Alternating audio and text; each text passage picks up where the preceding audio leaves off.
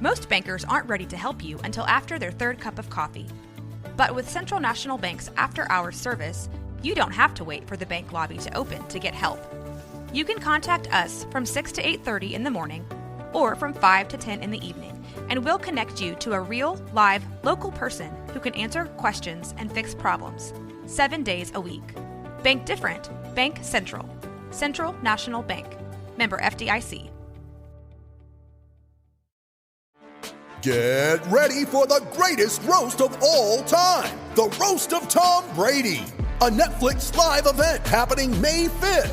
Hosted by Kevin Hart, the 7-time world champion gets his cleats held to the fire by famous friends and frenemies on an unforgettable night where everything is fair game. Tune in on May 5th at 5 p.m. Pacific time for the Roast of Tom Brady, live only on Netflix. Hey, what's up, Blazer fans? Welcome to the Blazers Edge podcast, part of the Almighty Baller Radio Network. I'm Tara Bowen-Biggs, here with Dan Meringue. It is a holiday week. We are getting ready for Thanksgiving later on the week. Dan, what are you thankful for this year? Oh, do I have to be thankful? Is that a thing?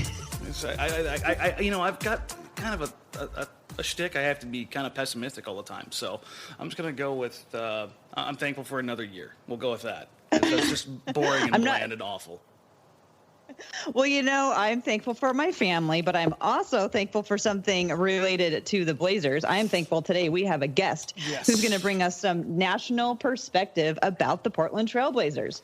Today, we're going to talk to Matt Moore. He's a writer for CBS Sports. He's also the editor emeritus of Hardwood Paroxysm, which is a NBA blog that was full of unbiased opinions from extremely biased people. Welcome to the show, Matt. Glad to have you here today. Hey, thanks for having me on, guys. Glad to be on. Hey, Matt. I've wanted to bring you around for a while, just because in Portland, as you might assume, it's a bit of a bubble, and it's quite insular up here in the Pacific Northwest, and we're all up here on our lonesome, so we kind of get caught in an echo chamber. Obviously, the other part of that is anytime anybody national comes in, the idea is that you're national and you have no idea what goes on inside of our little insular bubble. So I know personally, because we've talked about the Blazers now for a couple years on Twitter. I know you've at least watched more than 10 games. I know that's the normal accusation of national guys is you need to watch at least more than 10 games of a particular team to understand where they're at. So this is something that's kind of bubbled up lately that I wanted to get your opinion on right out of the gate. Damian Lillard took to Twitter and was backed up by the Trailblazers media account to back up really some of the nastiness that's been directed from the Portland fan base towards Coach Terry Stotts. There, unbelievably, have been people calling for his job. Granted, they aren't off to the best start, and they had a couple lumps, particularly the Brooklyn game where Jusuf Nurkic was forced to sit down in the fourth quarter. But this has kind of come up out of nowhere, where in the past a lot of it's been directed at President of Basketball Operations Neil Olshey, or it's been directed at the players. From a national perspective, has that even reached that level yet, to where you guys are even hearing inklings like that? No, here's the weird kind of thing about what kind of gets bubbled. So you talk about bubbles. All right. So there's the national perspective, and then there's the around the league bubble. And those are two very different worlds. So the national perspective is Terry Stotts is a great coach. He's been awesome. Why would you possibly have an issue with him? He's so great. Look at his offense. Look how good they are. Look how many games they've won. Clearly one of the best coaches out there. That's like the national perspective, like the nice little baseline.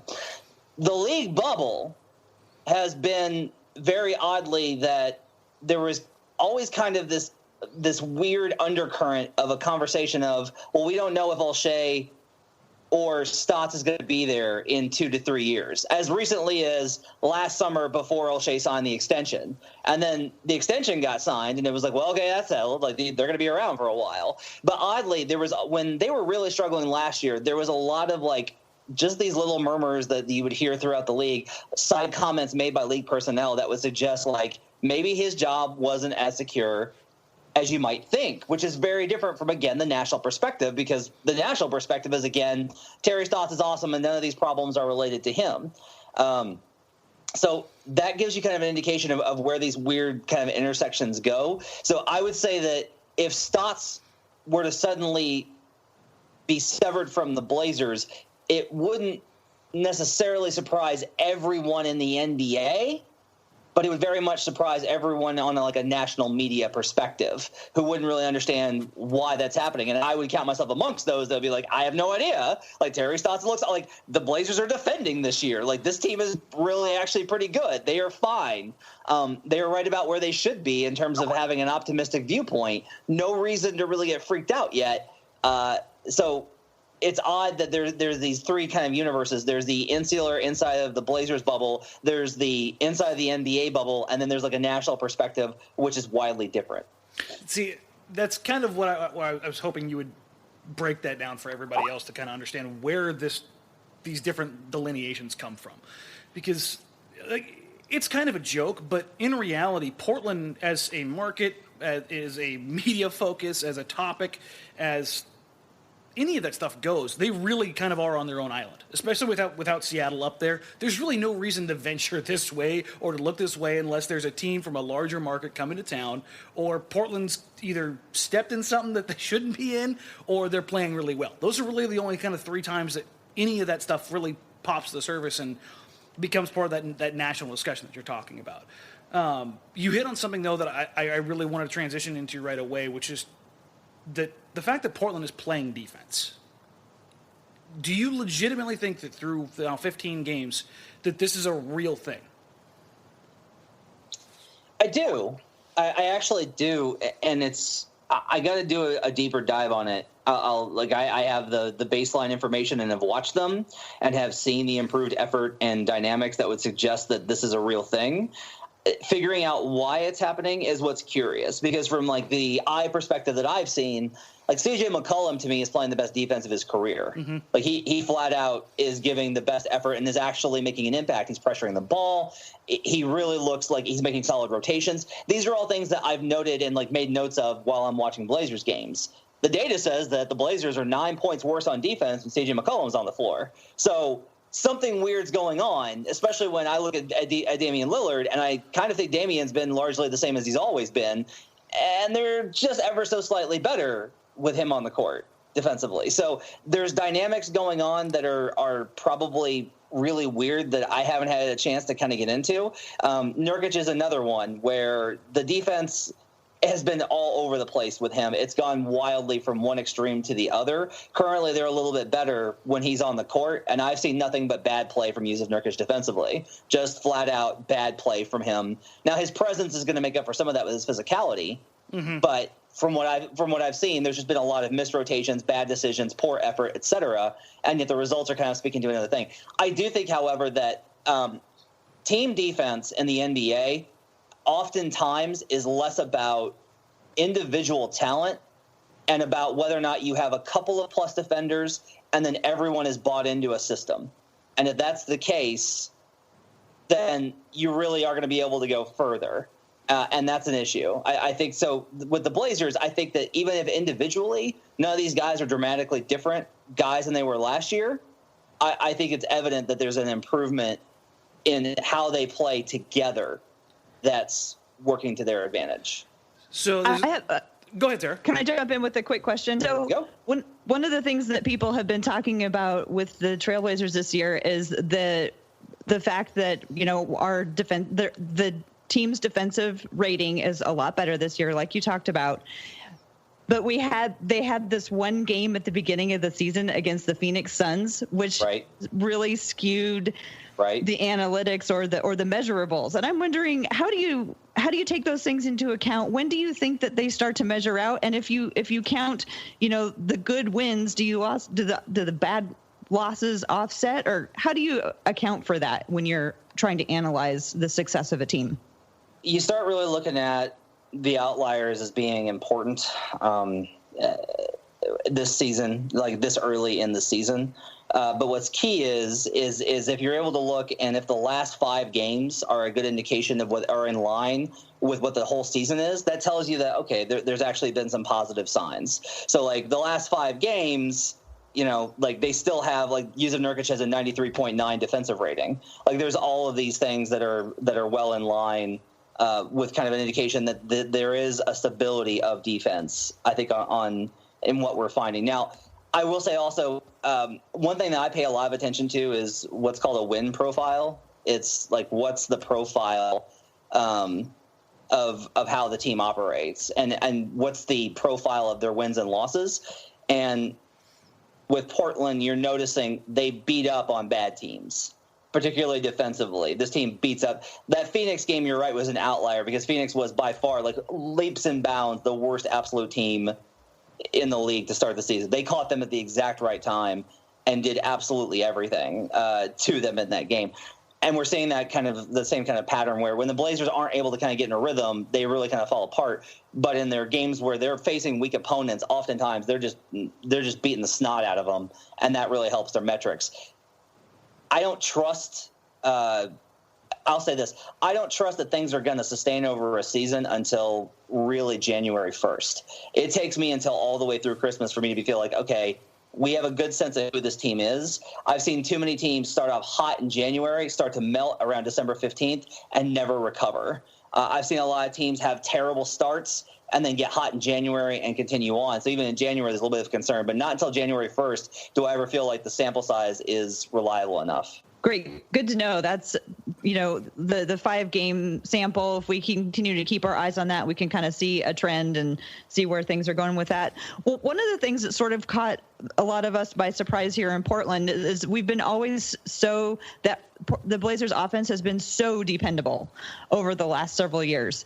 And it looks like at times, even though the defense seems to be improving, the offense seems to be suffering. Have you noticed anything like that?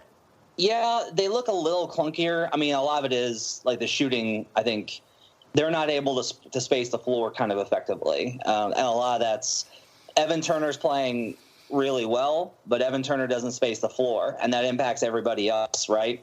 So I think Evan Turner's been terrific this season, and his plus-minus kind of illustrates that, and his defense has been awesome.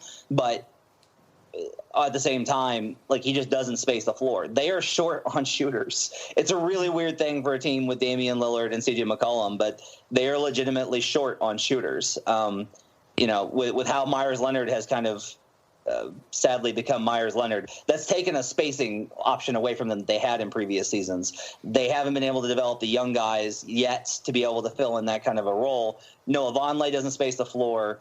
Jusuf Nurkic doesn't space the floor. So they are only found in their spacing by their star guards. And I think that creates a lot of their inability to kind of keep up with the rest of the league offensively. So you think that the offensive struggles are more of a result of not having enough shooters rather than extra energy spent on defense? Yeah, I think there's probably a cost there. There probably is a cost benefit analysis because fans tend to overlook this because they think that just like, well, you should just try on both ends of the floor. And I asked KD about this. I asked KD about this last year, actually, and Durant was in a scrum, and Durant said, it took me years to figure out how to balance that, and it's still a balance. And I was talking to some of the Nuggets this year about Jamal Murray, who's really good defensively, and Paul Millsap actually said, he's like, I think he costs himself on offense because he invests so much effort defensively. So there's a give and take there. But Stotts' offense is so well designed that if they have shooters, it should be able to sustain itself. But from what I'm really seeing with them a lot of the time, they struggle in terms of being able just to knock down shots effectively outside of the big two in terms of their perimeter scoring. What you're talking about here is the fact that Damian and CJ have basically all the gravity for the team. There's nobody else that's pulling anybody anywhere. I mean, Dave Yeager against the Kings last night said that the guy that actually changed the game for Portland was the guy that you mentioned there in Myers Leonard, and his ability to pull somebody away, that he didn't want to commit an extra defender anymore to Dame and CJ on the pick and rolls.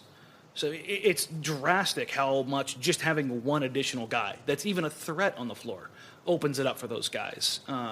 But I think that exactly right is what you keyed on with what Durant said, and I think it kind of permeates goes back to what Damian Lillard said in the beginning of the season, was that he's still trying to work his way through this balance. What do you think, though, what is it that at least from your experience, that it takes for guys to recognize that?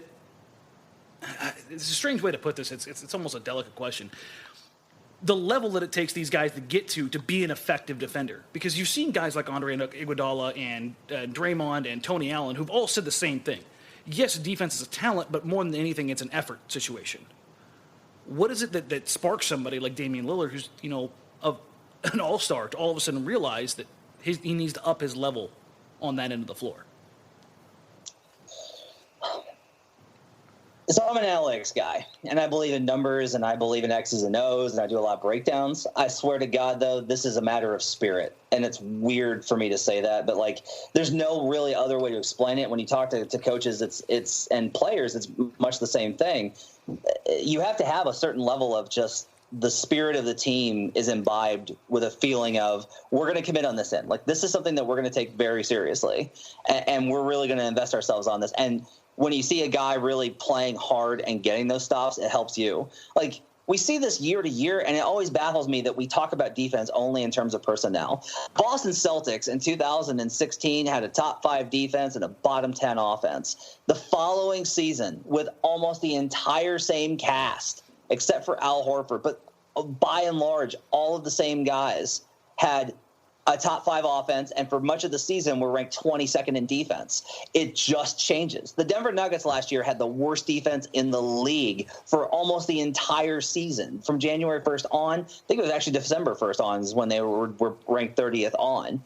But this year, same personnel. They add Paul Millsap, one big addition, yes, but not a guy that's like going to bark out orders. He's not Kevin Garnett. He's very much a lead by example guy. And the Nuggets are 18th. We see this year after year where teams are kind of microcosms, and how they operate changes from season to season, even if they have the same personnel. So to me, with the Blazers, you just see like a different investment in their identity. They have a different identity than what they were before. They're not trying to just outscore teams. They're legitimately trying to find ways to get stopped, and that's how they believe that they're going to win these games. And when you have that kind of investment, it's going to carry over, as well as some tactical improvements, and also guys, get older and they get better at defense.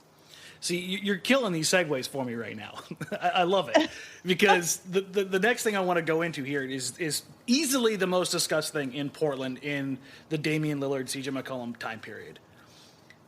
Are you a believer in these guys being able to take this team beyond a 500 or above 500 team with what they currently have? I mean, that could mean adding or moving a few pieces here or there, but you're essentially operating with Damian, CJ, and Jusuf Nurkic.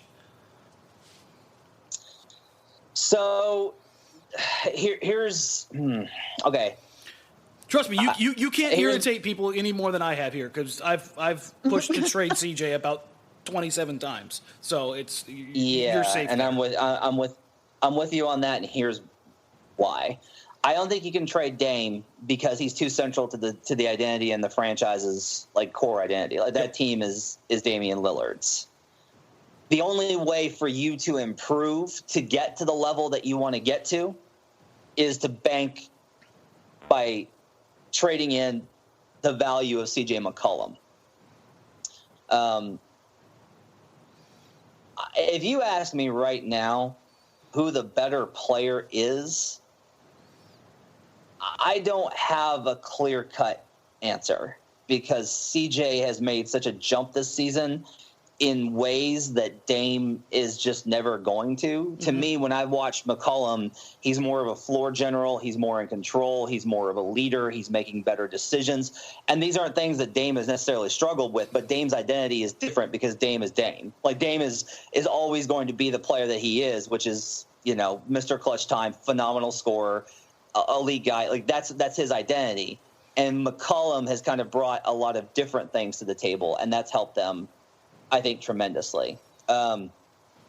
Wait, can you go into a little bit more about some of the differences you see between the two of them?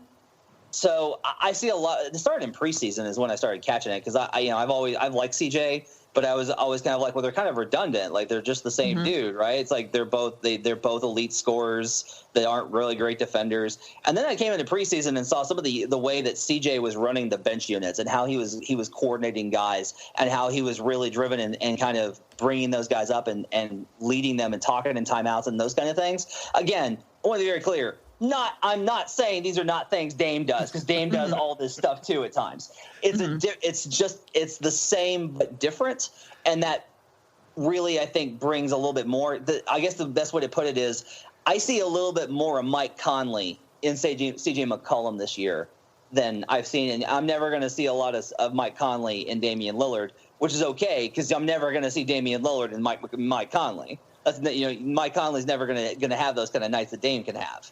And that leadership factor and that ability to kind of run the floor and to be the kind of floor general that I've seen CJ be is really impressive to me. And again, not that Dame doesn't do these things. I think Dame's an incredible leader. Just that CJ's doing it in a different kind of mechanism. And those subtle differences make, to me, CJ a lot more valuable than he was last year when I was just kind of like, all right, well, they have Dame, and then they have, like, B-level Dame. And I don't know where that gets you. So now the question is, does Dame plus this new version of CJ, along with a good cast, does that bring you further than trading CJ for like a whole cadre of different weapons to augment what Dame does? And that I think is an interesting question, and it's really tough. This is like, it's a fascinating question, right? Of like whether or not CJ makes, like, Dame and CJ play well together. The question to me is, do they make each other better in a way that if you put the right pieces around them, they can really be like a 3 seed?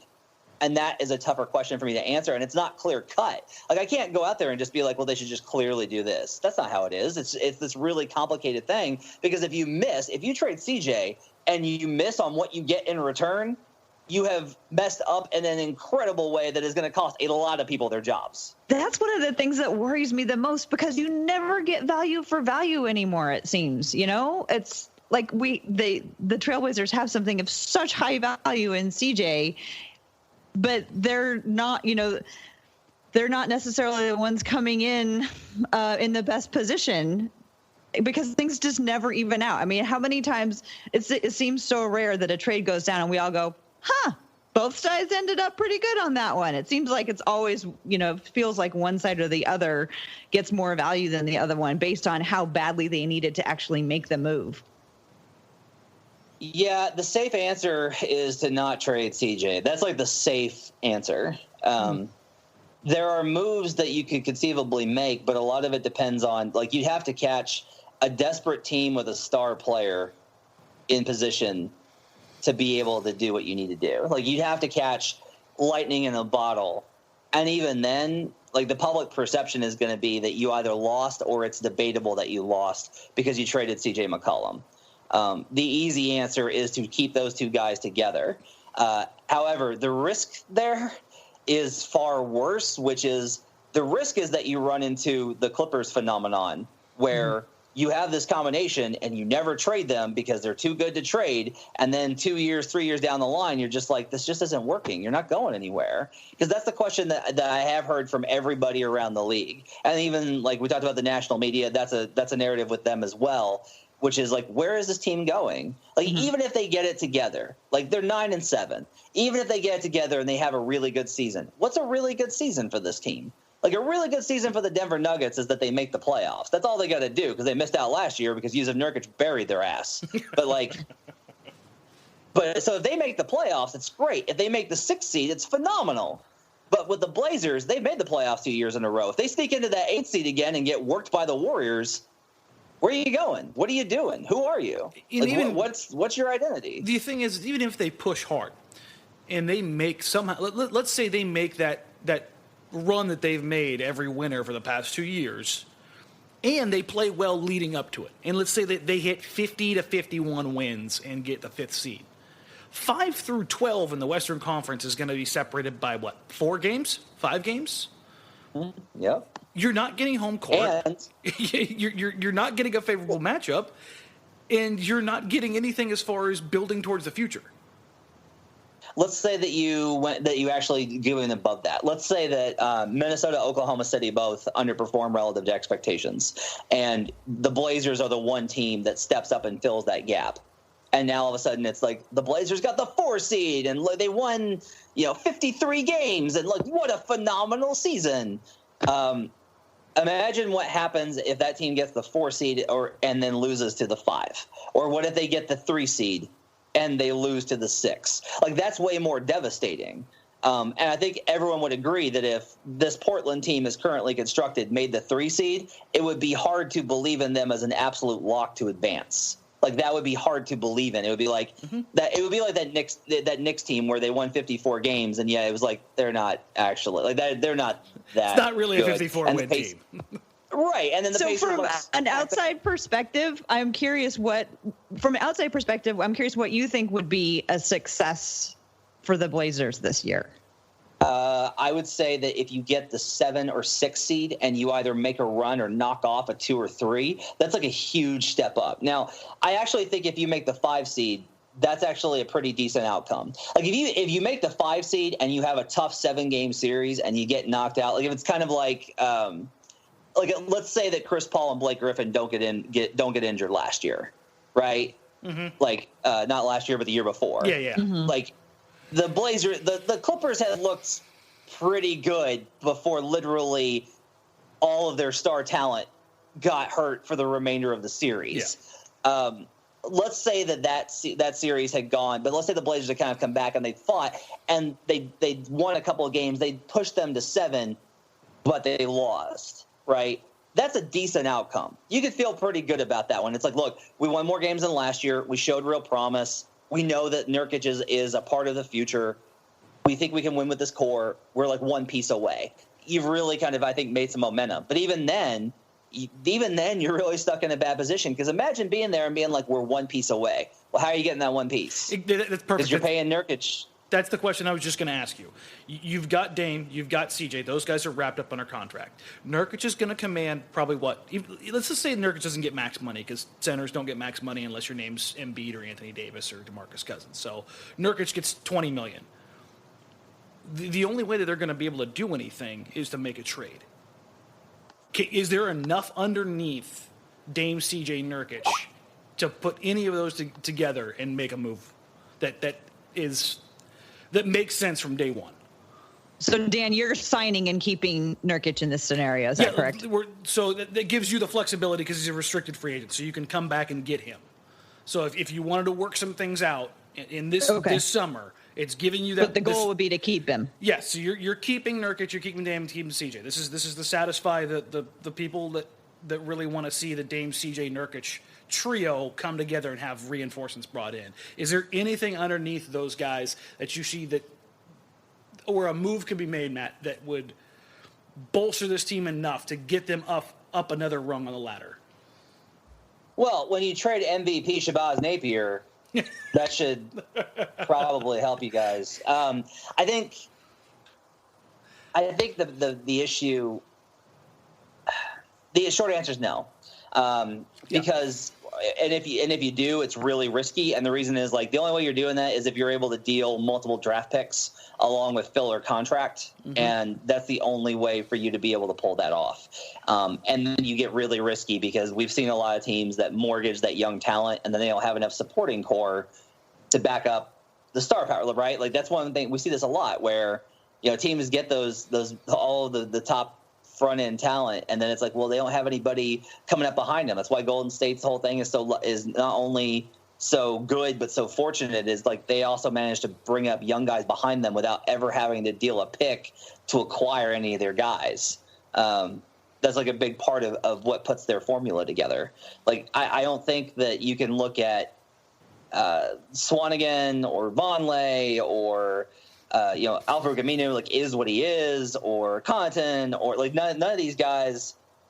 You don't look at any of those guys making a huge leap and then being able to cash them in for the kind of star upgrade that you would need to kind of bridge the gap between the two guards and then Nurkic. And the other thing is this is also kind of an unknown, because a lot of this Nurkic depends. This is where the Nurkic question comes in, is Nurkic can't just be what he's been this year, which is like, oh, he's had some good games and helped them sometimes. Like, Jusuf Nurkic has to get back to last year when it was, oh, wow, Jusuf Nurkic is, like, rampaging all over the city and just tearing everyone apart. Like, that's the only way that this formula works, is if Nurkic gets back to being absolutely city leveling. But even then, you still have to be able to acquire that other guy, and then you got to manage the salary ramifications.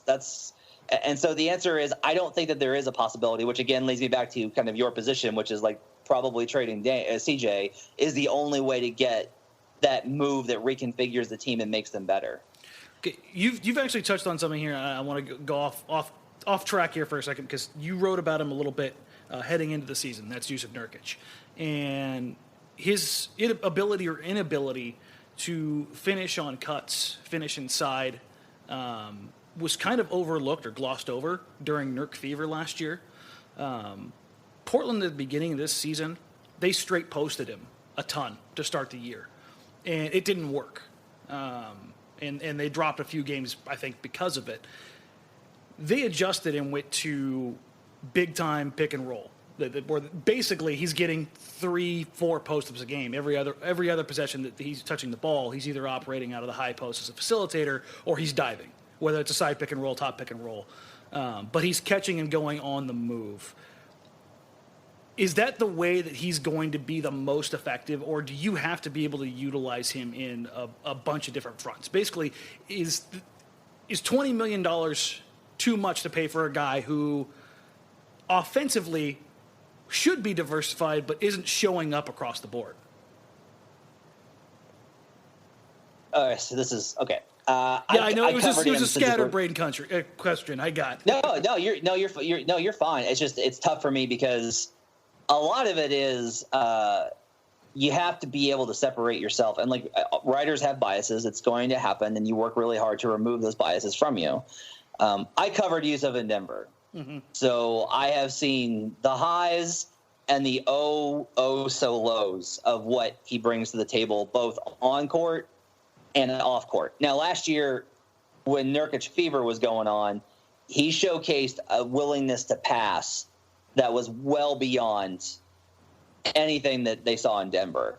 And that's crucial for him, is he has to be, especially in how Stotts runs the offense, is he has to be able to provide that kind of an impact, and we haven't seen that enough this year because it really looks like he's trying to make good on himself and forcing up a lot of stuff. Like you mentioned the post-ups. He's 21 of 57 in post-up situations by Synergy Sports. He's shooting 37% in the post. Yeah, it hasn't been good at all. Not great, Bob. But then that's after some improvement, I believe. Yeah, his first couple games was a train wreck. But then here's like the really crazy one. In finishing pick and roll plays, he's only shooting 32 of 59, which is 36th percentile league wide.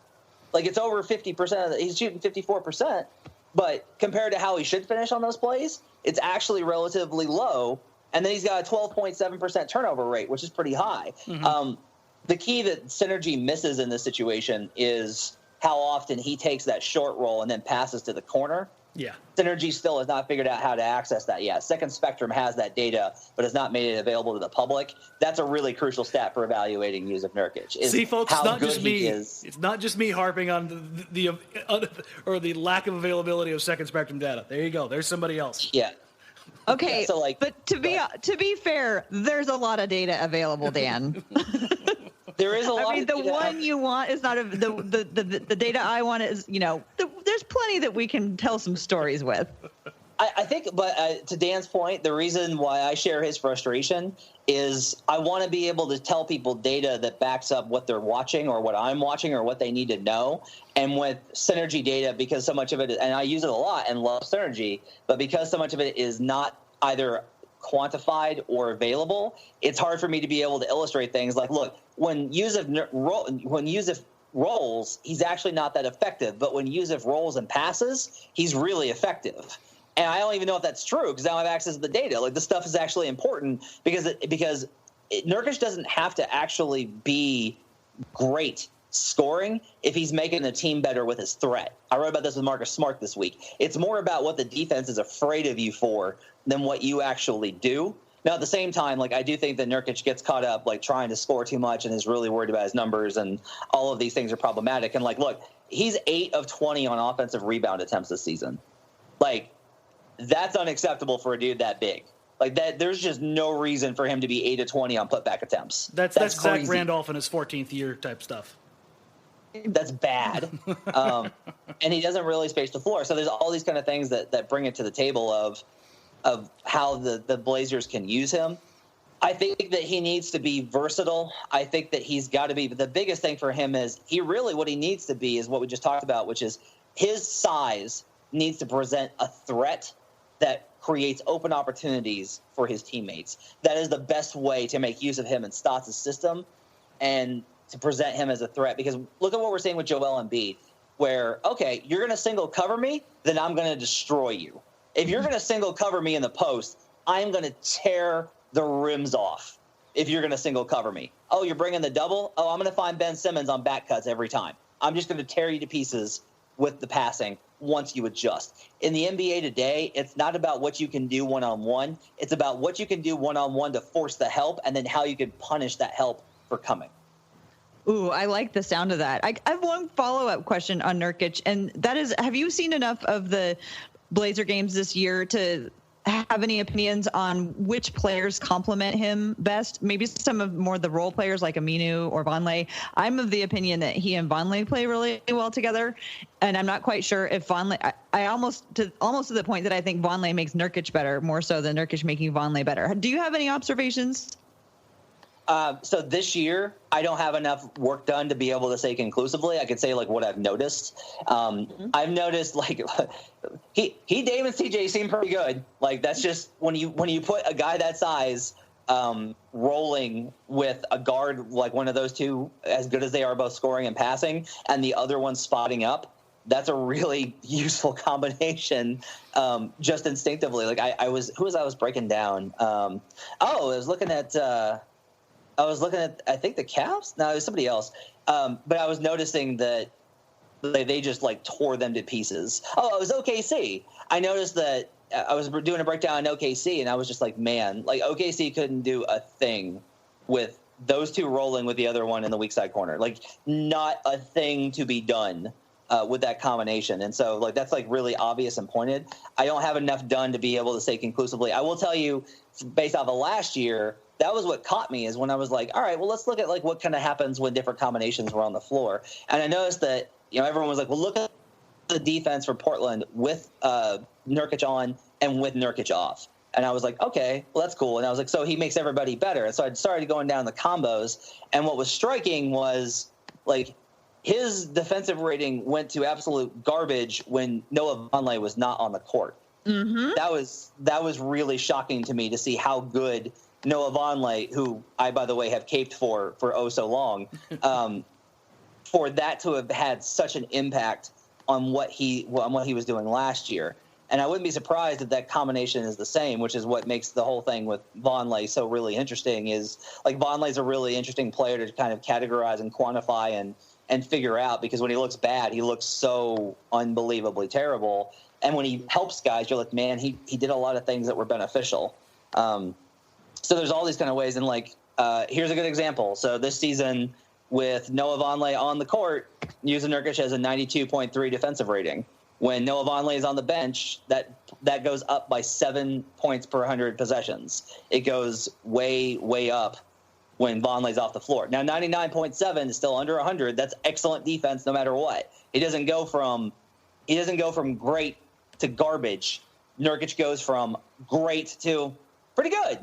And so that's key, but it does show you kind of the effect that I think Vonleh still has. But the issue there is, how do you score effectively with two non-shooters on the floor in today's NBA? Yeah, I want to believe that they can find a way to make this thing work to get to that point, kind of what we were talking about, and see if they can push it to another level.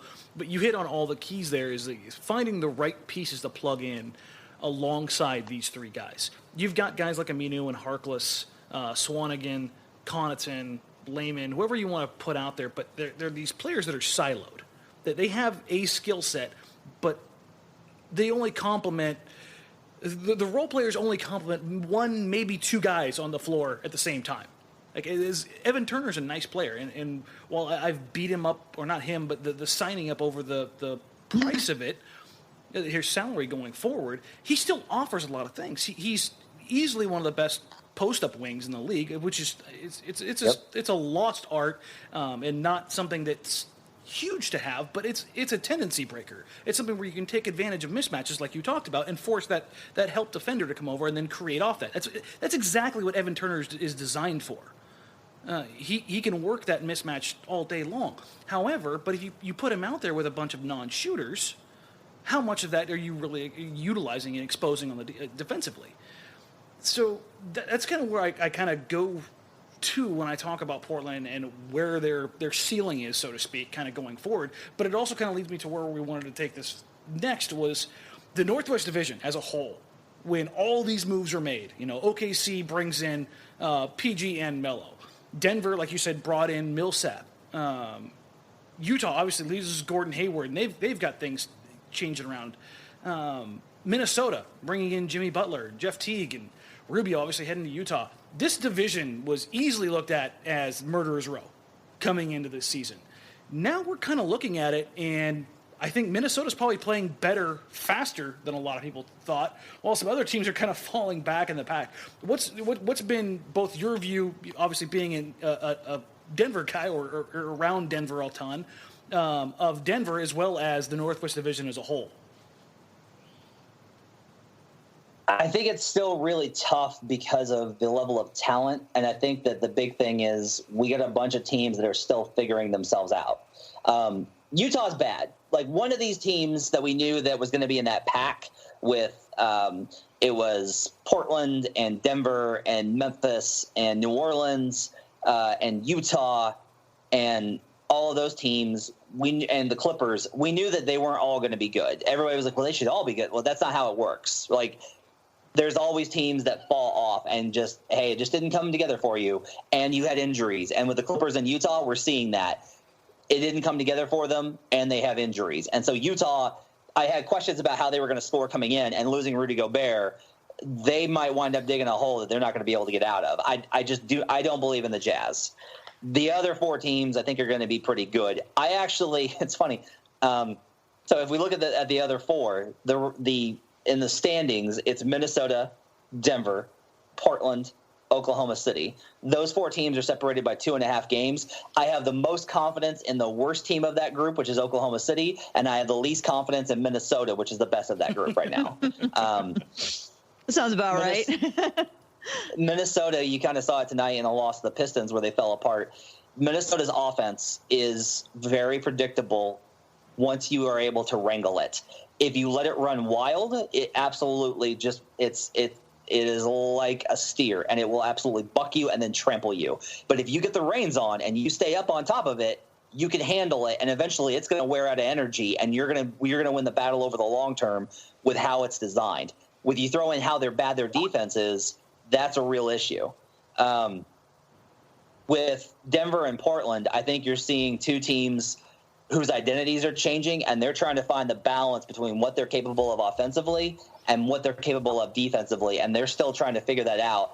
And every night it seems like a little bit different, where like Denver's offense will look absolutely incendiary one night, and then the next night it will look positively pedestrian like it did versus Portland. And Portland some nights looks like this absolute world beater where they're locked in on defense and they got Dame and CJ and and then some nights it's like, look, this team just doesn't have enough weapons. Like, they've got CJ and Dame, but other than that, like, they just don't have enough weaponry.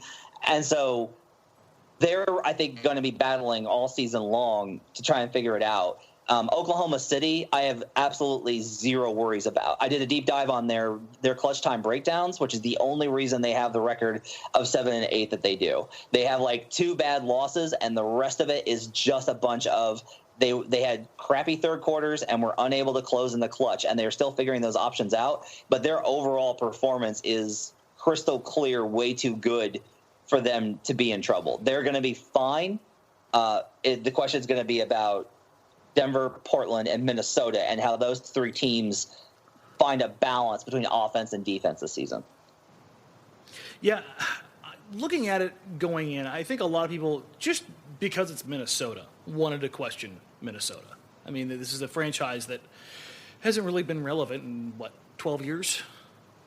Is it 12 years since they made the playoffs? 10 years? 11 years? Something along those lines. It's 13. 13? Okay, 13. so yeah, 13. So it's been a hot minute. So everybody's just gonna kind of sit and wait on that one.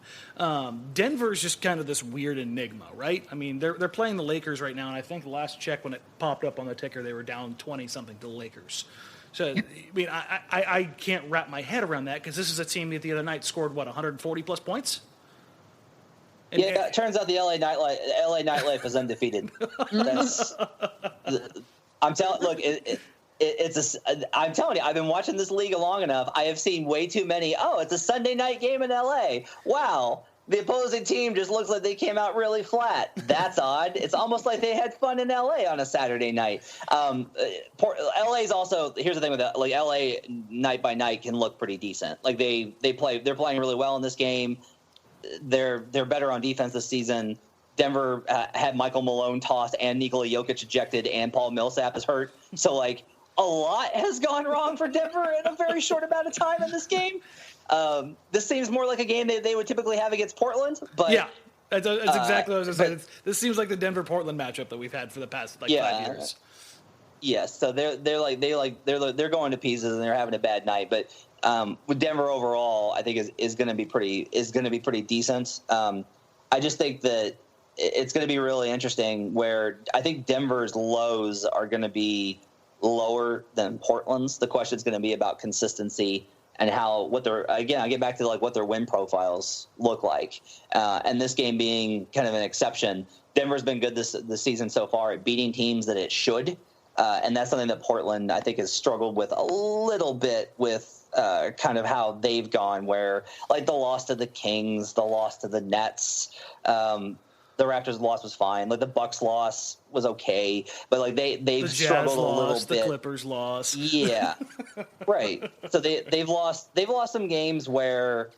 They've lost to teams that are worse than them, and those are the ones that you have to avoid. Like if you're going to make the playoffs in the West, I keep talking about this. It doesn't matter how you do against the Warriors. It doesn't matter how you do against the Spurs. It doesn't matter how you do against Houston or the Thunder. What matters is, are you going to beat up on those East teams? Are you going to beat up on the teams that are at your level? Like if you can win half of the games against teams that are at your level and beat the teams that are worse than you, you will make the playoffs in the West. That's what the formula comes down to because teams are good enough. But you have to put together that kind of profile. It can't be, you get a huge win versus Golden State or you knock off Houston, but then you're losing to Brooklyn. Those are the losses that really hurt you in the Western Conference. So basically, if I'm reading this right, you're pretty comfortable in saying 4 out of these 5 teams, Utah obviously being the odd one out, are pretty safe bets to make the playoffs this year. Nope. No, because like there's so much stuff because that we of the don't volatility. Know yet.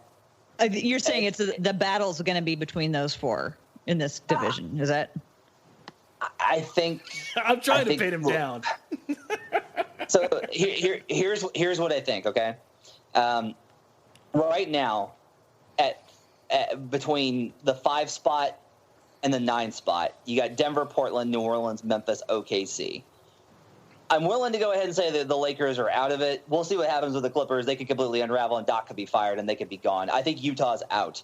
I think Oklahoma City's definitely in. So now you're talking about Denver, Portland, New Orleans, Memphis fighting over 3 spots.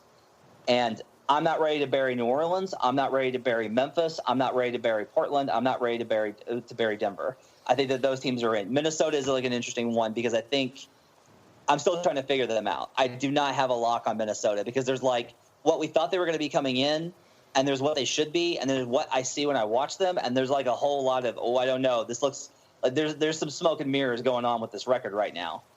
So I haven't figured out Minnesota just yet. All right, so we're talking about the future here, and I was going to ask you about this, but Terry won't let me talk about rookies anymore. So she's going to have to ask you this question. Thank you, Dan.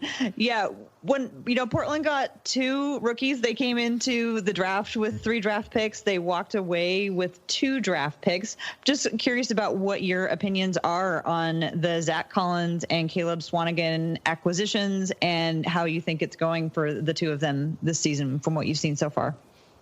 I'm really sad that Zach Collins doesn't get to play at all. I really like Zach Collins, and I'd like to see like what he actually looks like. I'm sad that Zach Collins is not in the rotation at all. That's a Tell me bummer to more about what got you excited about him for the Trailblazers. He's a spacing five. Like with Myers' complete meltdown, you need that. Like you need a guy that can spread the floor a little bit. And to me, Collins is a guy that can present that threat. I liked him a lot as a prospect. So I'm still like really high on where he's at. I think that he's going to be. I think he's going to be good. For realistic expectations, when do you think he should start seeing the floor? Like, do you think he should go ahead and start getting minutes right away, get minutes judiciously in garbage time, or like, let's just hold off and, be really careful about putting him in too soon because he is really young and he has a lot of building and growing that he still needs to do. Yeah, I think it's totally fine to hold him. Like you can have him out an entire year, and people will be like, "Well, he's just not a player." And then he could be like, "Oh no, he spent the year and he added to his body, and he learned how to be an NBA player, and now he's really good." Like that happens a lot, and we just don't need to overreact. I don't think that his lack of playing time is any sort of indication of where his career is going to be. I just think that the Blazers are in a tough position there, and they need to be able to play the guys like. They have a lot of veteran bigs. Like they just got a lot of guys that they can play at those spots. So to me, I'm not worried about it at all. I don't even necessarily think that he needs to be on the court this season because, like who are you giving his minutes to? Mm-hmm. Like that's the real question, right? Is like who are you gonna trade off in the rotation for that? And you could say, well, his development is more important than some random big, but yeah. But at the same time, the only way you're going to increase those guys' trade value is to get them minutes. And two, rookies make mistakes. And this is a team that's trying to win every night. And that gets complicated. And so I trust Stotts in this regard that I think he's going to be a good NBA player, but I'm not worried. I'm also not like in a situation where I'm like he needs to play more now. Mm-hmm. Okay. Now, Caleb Swanigan has seen the floor more often than Zach Collins. He even got, I think, 3 starts so far this year. What are your thoughts on Swanigan this year? I like the effort that I've seen from him. Like, there's not much there in terms of the production, right? Like, there's not like a whole lot to talk about in terms of what he's bringing to the floor in terms of production. That hasn't been there, but that's okay. I like his size and versatility. I think that what he brings is actually pretty good. I'm still trying to figure out what he's going to be in the NBA, but I like what I've seen from him so far. Where are you kind of leaning? Where are you leaning on where he might be in the NBA? I guess sort of ceiling for both of these guys. Where do you see them potentially reaching? I'd love to tell you. I really don't know yet. Like that's the thing is that I don't because the draft guys would want to come out and be like, well, you can think he could be this, and I just am a guy. I'm a guy that goes like, oh, look, until you prove it in the league, I don't believe that I can. Like I like you. I can see guys as prospects and make comparisons, but it's hard for me to kind of project. I like Swanigan's kind of how. I like it if he's able to expand what he's capable of. I like his versatility a lot in the modern NBA because I like his size and I like what he brings to the table. But he's going to have to improve in like a whole lot of areas. And that's why it's kind of surprising. I think that he's the one that's maybe getting more minutes than Collins is from that perspective. Dan, I will lift my rookie discussion ban from you if you'd like to weigh in on any of these things, because I know you were probably sitting on your hands with your tongue, biting your tongue. I wasn't biting my tongue. I was biting my lip, just there was no yelps or screams or anything along those lines. It's kind of funny because Matt and I obviously, for anybody who's listened for the past couple months, differ drastically on Collins. But we both are in agreement on how to develop him. That's unquestioned. I like how you worked that one in there for me. I didn't have to get to that point. So I'm curious. So what's give me the take. What's the take on Collins? I'm not a hot takey guy, but when I've watched him on the floor, he's clearly he's Portland's Bruno. He's 2 years away from being 2 years away. He's very lost when he's on the floor. A lot of that could be obviously being a a 19-year-old kid in the NBA going from Gonzaga to the pros. The big man position obviously taking quite a few years usually to pick up unless you're an elite level prospect that's ready to go from day one. And the other thing is the physical tools the physique. It really is what it comes down to. I watched him get pushed off the block last night by Malachi Richardson. That's problematic. That's not great. Yeah, that's an issue. Like a 6'6", 195-pound wing should not push a 7-footer off the block when he's 10 feet from the rim. That shouldn't be a thing. So that gives me pause. I am not by any means tossing the kid out, saying he's going to be trash, he's going to be garbage, he's never going to figure it out. But I just not ready yet. Yeah, when the folks are saying let's toss him out there and see what we got in him, I think it's a bad idea to put a guy out there who's clearly not ready.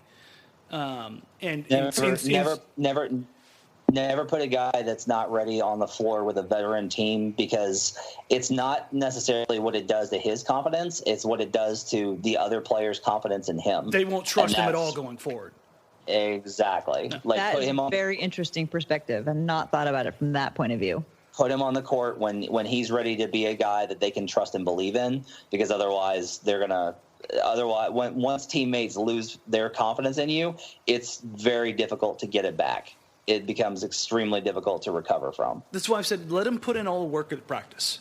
Let him show the post-practice one-on-one games with the other bigs, that kind of stuff. Let them feel him out. Let him earn it. Let him work through it. And if he doesn't get on the floor and get anything more than garbage minutes between now and February, that's fine. In fact, I'd rather have it that way if he's not going to be ready. And then once he gets a kind of feel for travel, he gets a feel for the practice routine, he understands what NBA game plans look like when you're going from game plan to game plan every few days as opposed to, once a week. I think that's the big change that a lot of people don't realize that coming from college. You've got 5, 6, sometimes 7 days between a game, where in the NBA you're playing back-to-backs. Game plans change drastically from opponent to opponent. How you're going to attack individual matchups, knowing where to force somebody, having all that stuff.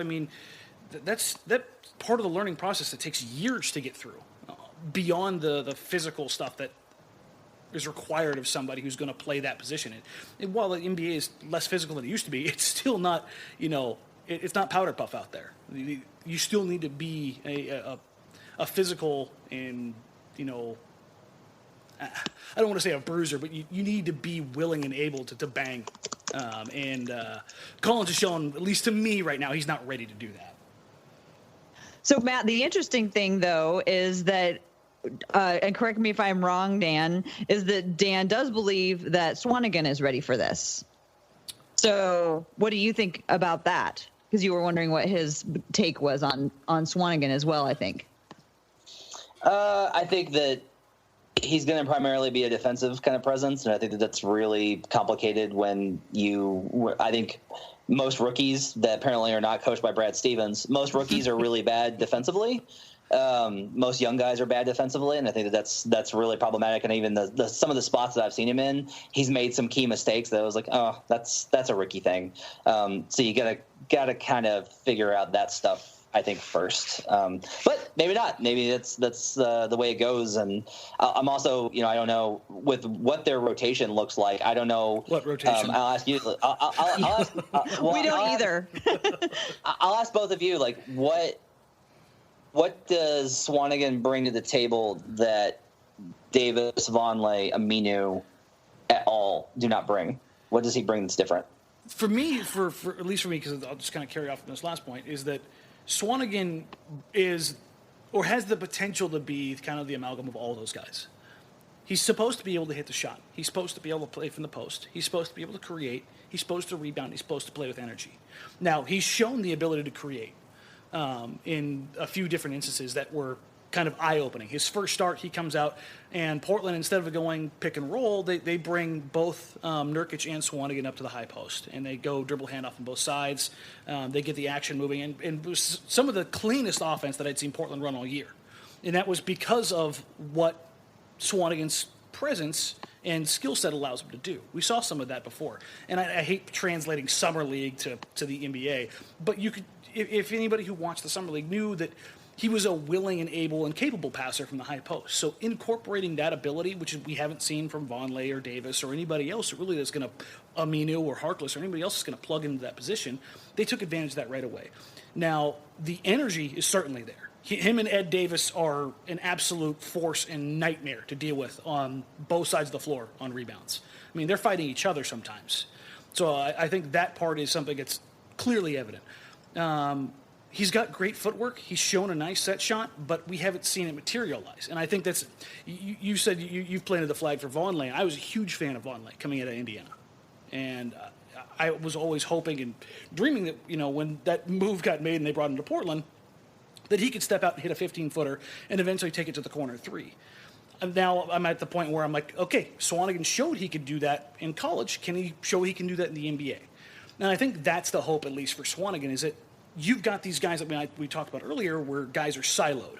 They have 1, 2, maybe 3 skills they bring that are no-nonsense NBA skills. Swanigan, I think, is a guy that looks like, hey, potentially he could do these things. Now, he can do A, B, and C already, but we think he can do more.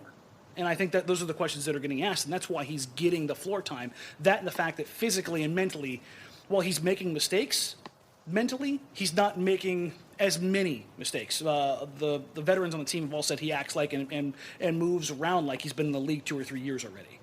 And the other thing, obviously, is the physical aspect of it. You could take one look at him and realize that physically he's ready to play.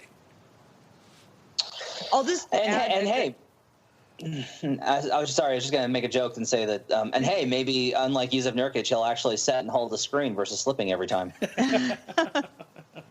Well, it's an interesting point because I was going to add that one of the things that I believe that Swanigan brings are more intangibles. So, for somebody who's claims, you call yourself an analytics guy, so you might not like my answer.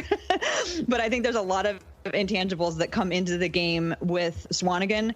One of them is that he's a guy who's clearly, gunning for the starting position. I mean, he came in and he's like, I'm going to earn minutes and I'm going to earn that starting position. And he has acted like that because every time he makes a mistake, it's rare that he makes it again, or at least, in a similar way. And I think he pushes other guys, and I think he makes other guys, keep their eye behind him because they know that he's coming for him. He's also, something that the Blazers struggled with a lot last year, that towards the end of the year, we would all be tearing our hair out at the end of games, watching everybody hesitate with the ball. And the first time Swanigan stepped on a court, he got the ball and without hesitation, he just let it fly. And everyone was like, oh my gosh, that's what it looks like when you have somebody who shoots without hesitation beyond Dame and CJ. So he brings a couple of these sort of uplifting things that I don't know that you can necessarily measure. He reminds me a lot of Vonleh again, and I think that he plays well alongside people. And he's often in that same spot where Vonleh is when Vonleh is in, which is, right under the basket to get either that little handoff from Nurkic or to get, to jump in and get a rebound or a tip back. So those are some of the things that I think he brings into the lineup. Hey, energy things are important. I definitely I believe in intangible stuff. I think that there's ways that the data sometimes shows that stuff more than we can give it credit for. But I definitely believe I see what you're saying with the energy. I have noticed that. But I'm also always skeptical because I'm he has to do that. Otherwise he's not going to play. That's the reality with young guys. It's if you come in and you're just whatever, unless you're Lonzo Ball, you're doomed. Right. Yeah. I mean, there's guys we've seen in the past, like Thomas Robinson, who had all the energy in the world, but outside of a spin move and a putback, what was he bringing to a team tangibly? So I think that's the fear for Blazers fans, is that he turns into something like that. But I think that there's a lot more optimism around him based on what his skill set has looked like, at least thus far. And the thing that impresses me is just the way you can see him continually learning. He's like that Terminator, that just gets better and better every time. And from starting at Summer League, you would see him every time out with his, his whole body turned and his whole attention focused on whatever the coach was saying. And I've just never seen anybody that constantly attentive to what was going on and then immediately turn around and apply it. So I enjoy watching him play because you always know that every time he comes out, he's going to do one more thing, or he's going to not do one thing that he did the time before. It's exciting to watch, I think. I think that about covers the questions. We could probably go on all night, but we know that you have things to do, places to go, you have a life, and people to see, Matt. Yeah. Allegedly. Do you want to talk about where people can find your work? Sure. You can follow me on Twitter at HP Basketball, or if you want an abbreviated version, you can follow me at Matt Moore CBS. You can catch all my work at cbssports.com under the NBA section. I've got a weekly column called The Inbounds. I noted Evan Turner's terrific plus minus this week.